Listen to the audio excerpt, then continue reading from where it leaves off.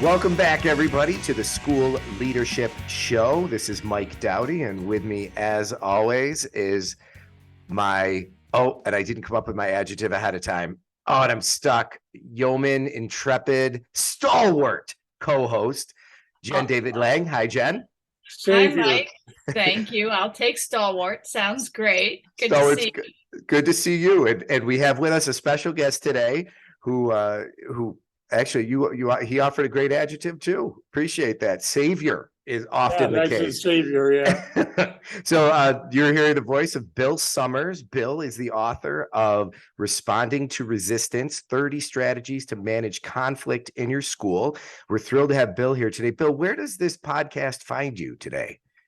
Well, where I'm sitting in my office as a high school principal coming out of retirement for the 5th time. And if a superintendent calls me, I know they're in trouble. So where in the country are you? Well, right now I'm in Burnsville, Minnesota, which is a suburb of Minneapolis. I spent about 35, 40 years in Minnesota, moved to Austin, Texas. And out of the 12 years I've been in Austin, that's where my kids went to college. I've been here come back here 6 times. Wow. Listen, good for you, but I better not fail retirement like that. Well, I'm sure you'll get an A, Mike. You're going to get an A in your retirement. Oh, you better believe it. So Bill, tell us about this book. Why this book at this time, and how'd you get here? Well, after many years as a principal and coming out of Minneapolis public schools and some high buck, high SES suburbs, I started talking about, people would say, how do you get into administration? What keeps you as a leader? And I said, if you don't want to deal with conflict, stay out of leadership. And so when I was teaching at the University of Minnesota, beginning courses, my first question was, how do you feel about dealing with conflict? And I would see them squirm and my hands are wringing. And I said, I didn't ask you if you liked it. I said, how do you feel about dealing with it? Because if you don't want to deal with conflict, get out now, save yourself. And so I saw a quote the other day that says, if you want to be liked as a leader, don't go into leadership, sell ice cream. I love it. Or get a dog. Yeah. So anyway, I collected these over the years. During my doctorate, I had all kinds of education courses, and they said, well, you got to have 45 hours at the University of Minnesota. And I said, oh, good. I was a physics major. I want to go back and get my astronomy degree. They said, no, it's got to be, graduate. So I went over to the business school and got a minor in industrial relations. And I started taking arbitration, mediation, and I started acquiring out of a genre actions that you can take dealing with conflict. So one of my parents, when I was at South High School in Minneapolis, he was from 3M, and he said, why do you have 30 ways to deal with conflict? And I said, because I had 29 and none of them worked, and I'm looking for 31. That's fantastic. So let's get into some of those. What are some of the strategies? Well, the first one is, if you can't define the problem, you can't solve it. So I use a strategy from NLP, which is kind of uses the hand. If there's fuzzy language, it means there's fuzzy thinking. So for instance, the index finger is fuzzy nouns. If the teachers would care about kids, if the kids would come on time, if the parents cared about school, and your response to that is, which parents specifically are you talking about? Which kids specifically? So when they come in and say, the kids aren't coming to class on time, I'll say, which kids? Well, it's those 3 in the back. Well, that's a different problem than 30 kids. So first of all, don't jump on something until you know what the problem is. It's funny you And- say that because I just came across a quote recently. It's attributed to Einstein. Not sure if Einstein really said it, but Yeah. he said, if I had an hour to solve a problem, I'd spend 55 minutes thinking about the problem and then Right. 5 minutes working on the solution. And defining the problem, or another one is sharpening your axe if you're cutting down a tree. So then there's fuzzy verbs, fuzzy rules. Another one you hear is everybody's got one. No, everybody doesn't got one. So there's like 3 strategies to try to cut through that. And I usually use my daughter, who's now 50, but when she went to middle school, I said, how'd it go first day? Oh God, I really like it. I said, anything you need? She said, yeah, I need a pair of Guess jeans. I come from Iowa. I'm thinking pennies $9.99. And so I said, why do you need Guess jeans? She said, everybody has them. So I went to DEFCON 1. Everybody, just intonation. She said, yes, everybody. So I went to DEFCON 2. Exaggeration. Everybody at Valley View Middle School has a pair of Guess jeans. And she said, you know what I mean. I said, yes, and I want you to know I know what you mean. And so I went to DEFCON 3 and said, is there anybody but you who doesn't have Guess jeans? And she said, I want my Guess jeans. So I said, how much are they? She said, $65 at the time. I don't even know what they are now. I said, my contract with you is to decorate or to cover your rear end, not decorate it. Here's $20. So she promptly went to mom and got the rest of my money. So now mom and I are into an argument, and Temple's out the door getting her Guess jeans. So I try to really define it first. What's the issue? If you can't define it, I can't solve it because it's not in your, working memory, etc. So that's one that I use.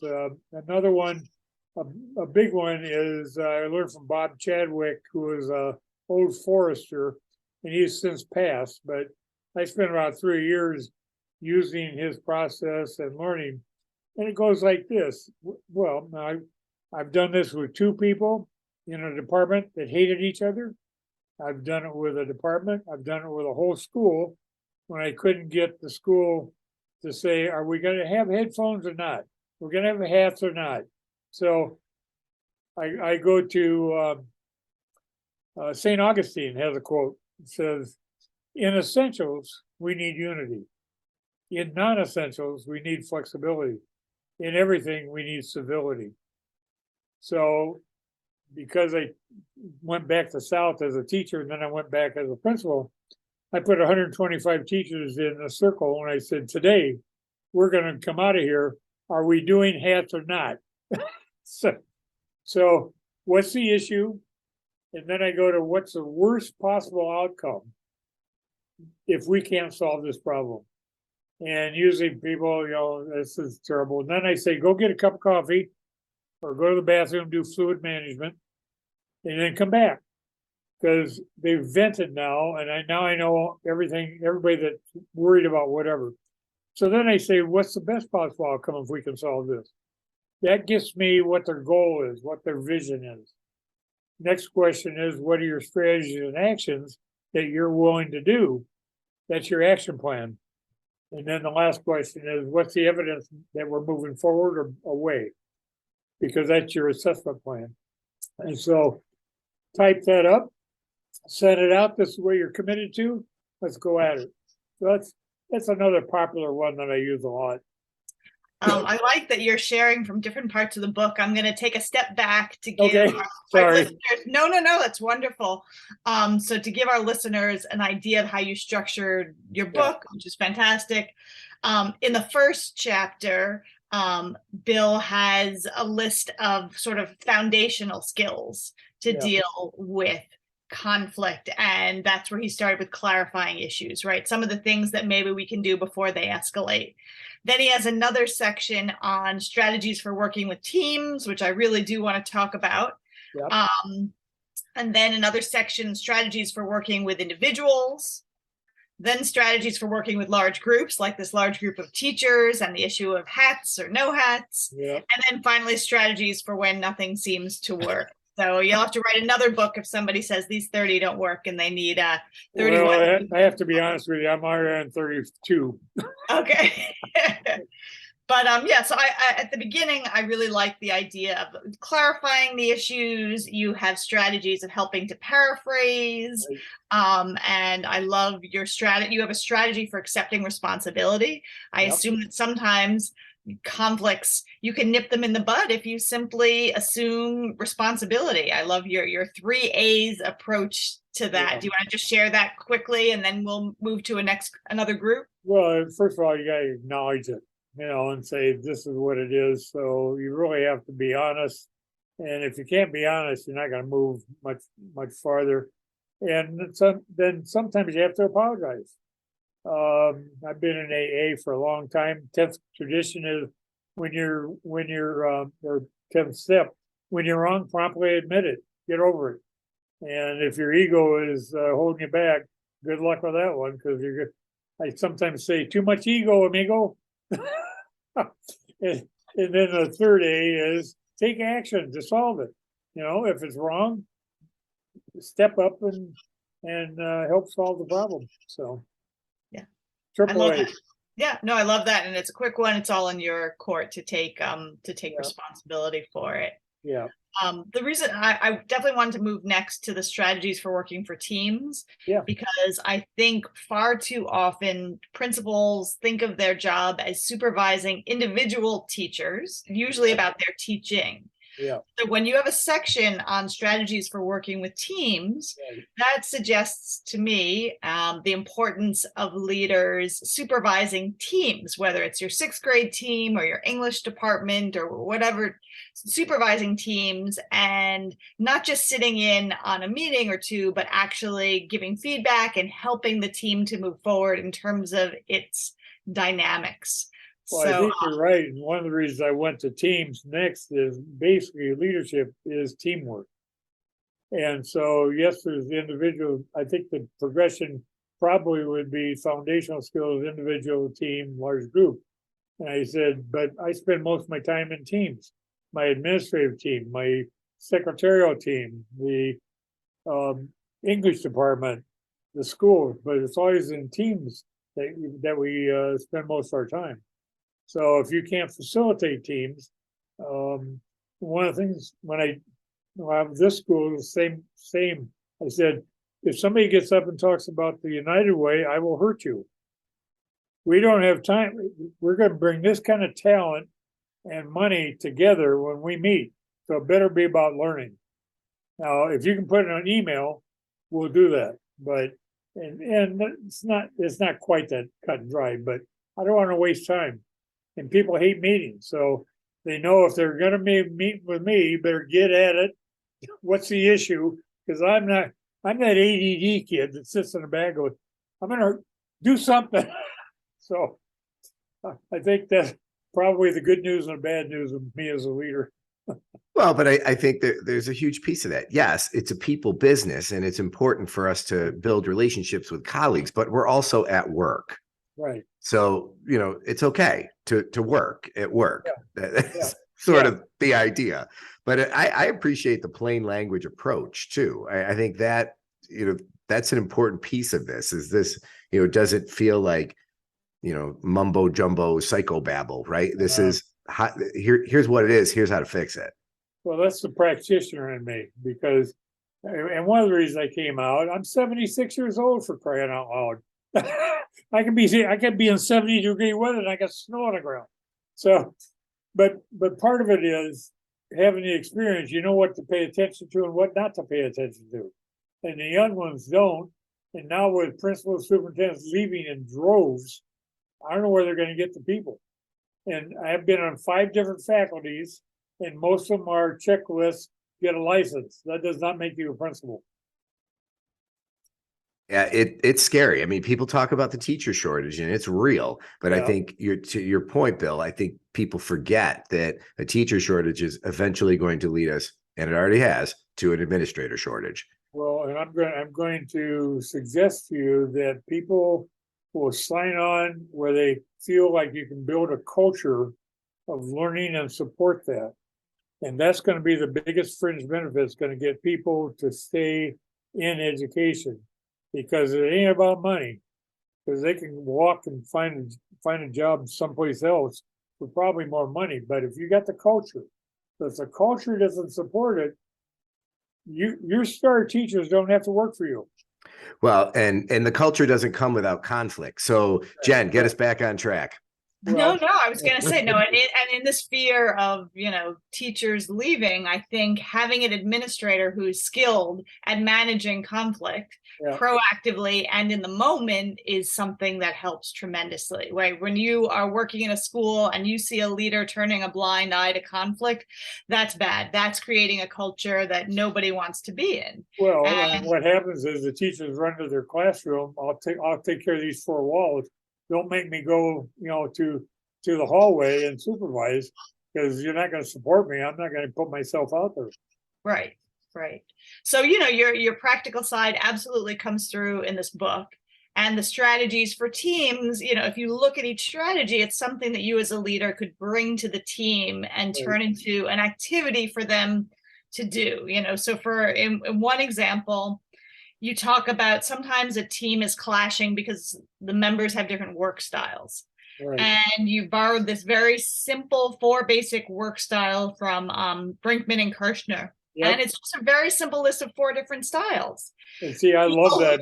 Dealing with people you can't stand. That's not on the list. But so the 4 work styles that you've included here are people who like to get it right, people who like to get it done, people who like to get along, and people who like to get appreciated. Right. And if you just bring that to a team and maybe have people go around and self-identify what type of work style do they identify with, maybe that helps make the conflict a little bit clearer. Oh, Mike's always trying to get along and I'm always trying to get it done. Maybe that's why we're clashing. Well, and I'm a get it done kind of guy. Yeah. Which is fine, but I better have a get it right person in a secretary or another assistant principal, because it's like, oh, the budget, we got money, go for it, And I use the analogy that you want somebody like me checking the airplane because I fly a lot. Because I'm going to go, looks good to me, roll that sucker. You want somebody who's going to get it right, checking off every little detail. That's what makes it safe. So it's a both and, not an either or. I find that there are people who have social glue, get along. You want that, but I also don't want to have a discussion for an hour either.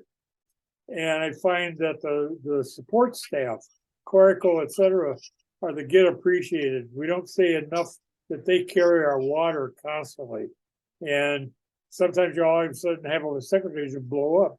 Nobody said thank you for a year. So I try to remember, did I buy flowers lately? Candy? What can I do for my assistant? Because she's going to make me or break me. I'm just window dressing. She's the one doing all the work. We could do a whole show on how administrative assistants save us. And absolutely. And if you've ever had some folks who are really good at that job and then somebody who's not, I got nothing else. Yeah, you bet. Another one I like is the ANC conflict, and it kind of comes down to affective or cognitive. And so one of the things I did with one group here, I said, if you believe something different, that's cognitive conflict. Great, it's going to make us better because we're going to have more repertoire. Affective, I will enter in because you're not going to destroy the team. And the affective is, well, I'm mad at you, Michael, but I talked to Jen. And then Jen talks to you, and now we get a triangle. So usually when I say, okay, both of you come in here. Well, I don't want to. How else are we going to solve it? Sounds like you're very comfortable with conflict, which is a great thing. And most people aren't, as you can see from that grad school class that you had. Yeah, it's I actually in 2 schools, colleges, when I went there as a prof or assistant prof, I said, we're going to do a class on conflict. well, I don't know if that fits. We're gonna do a class on conflict if you want me. And so as soon as I left, they canned the course. So Bill, let me push you a little bit on that, because folks might be listening, and if they've been paying attention, they've heard that you've got a lot of experience in education and in leadership. So you've been a professor, you've taught the class. It's easy for you to be comfortable with conflict. But what about the newly minted assistant principal who maybe is a little bit conflict averse personally? How do you coach and support a person to grow toward where you've landed? Right. Well, think about reflection. You reflect back on something. Could you have done it differently? So that's one. You reflect. This is out of Donald Schoen years ago in 80s. You reflect forward. You plan something. What are you trying to accomplish? What's success look like? How are you going to get there? How will you evaluate it? But the one we never talk about, because you want my best, I'll say this now so I don't forget it. If you want my best advice, take improv classes. Because you're in improv constantly. So now let's look at reflection in action, which is where the principal and teachers live. Is hot cognition. It's cold cognition. Sit back and reflect on what happened, or reflect what we're going to do. But you're in real time in the classroom, real time walking the halls. The mother comes in, you're not even prepared, and she says, "I'm mad about da da da." So that's improv. So now, how do you prepare somebody? When you looked at Gary Klein's work, the power of whatever, I can't remember what, the power of something. Anyway, he talked about reflection in action, and they looked at firefighters, operation people in emergency wards, and firefighters and EMTs. And they said, what helps them make the decision at the time, because they're in it. And he said two things. One is systems thinking, looking for pattern recognition, and the other one is mental simulation. I didn't say stimulation. We got plenty of that. Simulation. So you sit down, you start talking about different kinds of things that happen, case studies.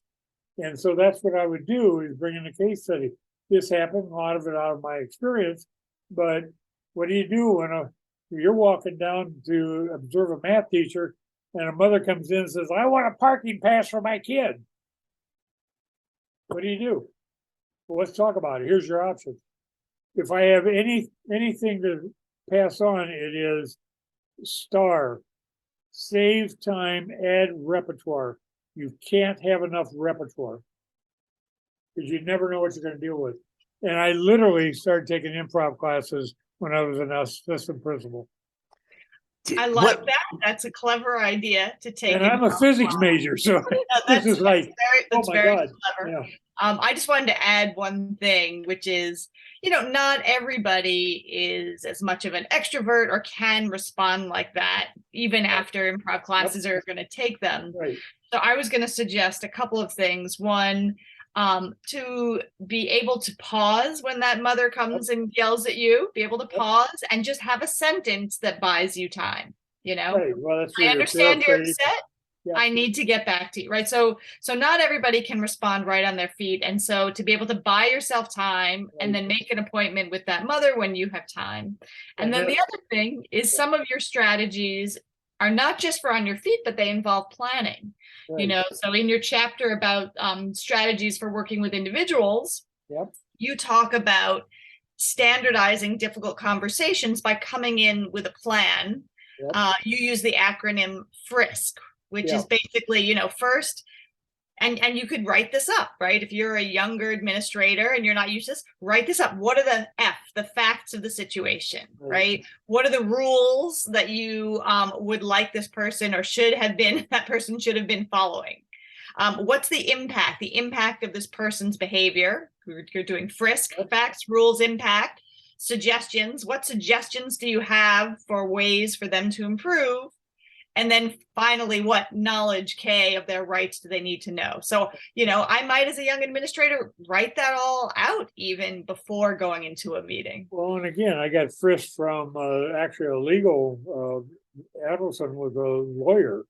And this is right before, in another book I wrote, 9 Conversations to Improve Schools. Frisk is right before you say, I don't know where you're going to work next year, but it ain't going to be here. So this is what's got to happen. So this is a final improvement plan that we have to, it is not working. We have to do something different. And so Frisk is one of those that I literally will write up before I have that conversation, because emotionally, there's another book, I don't think I had it on here, Hard Things About the Hard Things by Horowitz.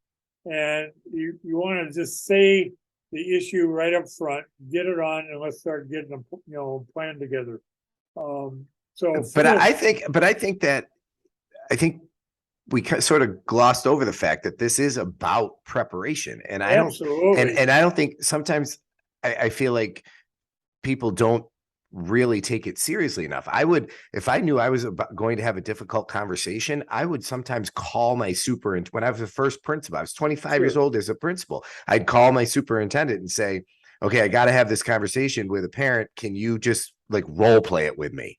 And, and having a framework on top of that, super powerful to be able. Yeah. And you hit it right on the head. I will actually literally write this out. What are the facts? What are the rules? What is the impact? I'll write that out, have it ahead of time, because when you're in it, it's too emotional. And so have it in front of you. And I coach principals a lot. I've actually done that for 25 years.